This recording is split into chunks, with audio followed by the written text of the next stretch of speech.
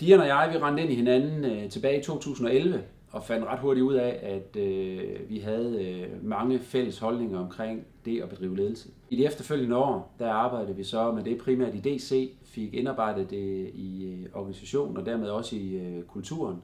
Har selvfølgelig gjort os en masse både gode og dårlige erfaringer undervejs, som så er kulmineret i, at vi sidste år besluttede os for at gå i gang med at skrive den her bog, Du leder ikke coach, som indeholder 7 ledelsesdiscipliner i forhold til det, vi anser som værende verdensklasse ledelse.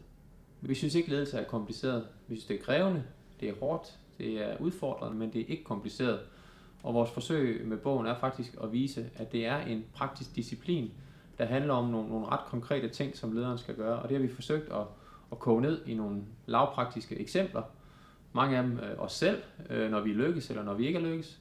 Og så har vi lavet nogle enkle værktøjer, som kan understøtte lederen i udførelsen af de her ledelsesopgaver, enten det er rekruttering, at lave en strategi eller give en feedback. Og dermed så prøver vi faktisk at afmystificere det lidt og vise, hvor enkelt ledelse faktisk er. Og det handler grundlæggende om at sætte en klar retning og være tydelig i dine forventninger. Det handler om at få fulgt op på arbejdet og give feedback. Det handler om at engagere sig personligt og fagligt i arbejdet, give noget af dig selv. Det handler om hele tiden at have et blik for, om du nu har det rigtige hold, få de rigtige folk ind, få skiftet ud, få udviklet undervejs. Og så handler det om at arbejde systematisk og struktureret med sin egen udvikling, fordi vi kan alle sammen blive bedre hele tiden. Og det sidste, og det er nok mest til topchefen, det er et budskab om, at kulturen er et produkt af den ledelse, der bliver udført eller udledt i en virksomhed.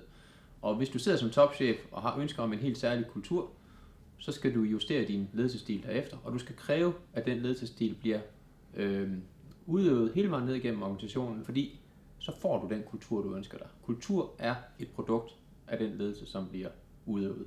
Ingen ledere er perfekte, og det er vi heller ikke. Men vi håber, I finder bogen inspirerende. Og så er det også vores håb, at hver enkelt læser kunne finde en ting eller to, hvor der var måske noget, hvor de kunne forbedre deres lederskab yderligere.